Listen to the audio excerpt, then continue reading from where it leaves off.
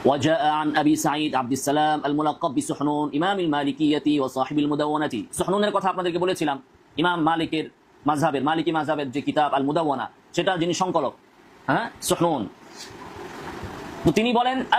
আন্নাহু قال তিনি বলেন আশকান নাস মান বাআ আখিরাতাহু বিদুনিয়াহু ওয়া আশকা মিনহু মান বাআ আখিরাতাহু বিদুনিয়া গায়রিহি তো সুহনুন তিনি বলতেছেন সবচেয়ে দুর্ভাগা হচ্ছে ওই ব্যক্তি যে দুনিয়ার বিনিময়ে তার আখিরাতকে বিক্রি করে দেয় সে সুদ খাচ্ছে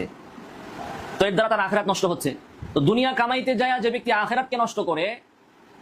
সে ব্যক্তি হচ্ছে হতভাগা আর তার চেয়েও হতভাগা হলো মান বাআ আখিরাতাহু বিদুনিয়া গায়রিহি যে অন্যের দুনিয়ার সুবিধার জন্য নিজের আখিরাতকে বিক্রি করে দেয় একজন তো নিজের আখিরাত বিক্রি করে নিজের দুনিয়া কিনতেছে নিজের আখিরাত বরবাদ করে নিজের দুনিয়া সাজাচ্ছে আর আরেকজন কি করতেছে আরেকজনের দুনিয়া সাজানোর জন্য নিজের আখিরাতকে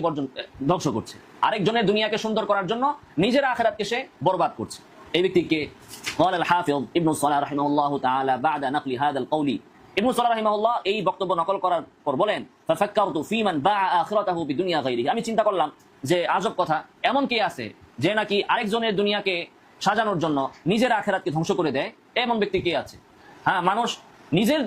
দুনিয়ার জন্য নিজের আখিরাতকে নষ্ট করে কিন্তু আরেক বেটার দুনিয়ার জন্য নিজের আখিরাতকে নষ্ট করে কে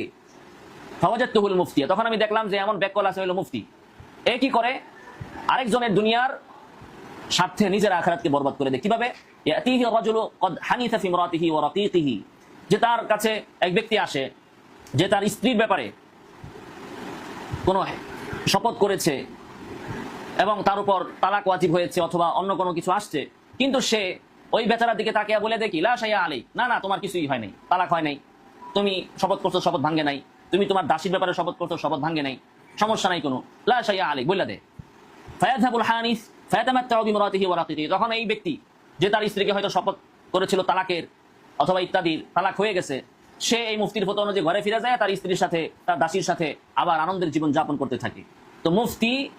সে তার ফতোয়া দিয়া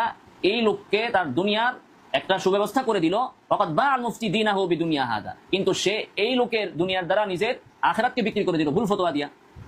তার দিকে তাকায়া সে তার পক্ষে ফতোয়া দিল আবেগের বশবর্তী হয়ে অথবা ভালো করে যাচাই বাছাই না করে কিন্তু এই ফতোয়া দিয়ে সে কি করলো আরেকজনের দুনিয়ার সুখের ব্যবস্থা করলো নিজের আখিরাতকে বিক্রি করে দিয়ে তো এই বিষয়গুলো থেকে আমরা এটাই বুঝলাম যে ফতোয়ার ব্যাপারে আমাদের তাড়াহুড়া করা যাবে না আবেগের বশবর্তী হওয়া যাবে না মন চাইবে ফতোয়া দেওয়া যাবে না সতর্কতার সাথে সুন্দরভাবে ফতোয়া দিতে হবে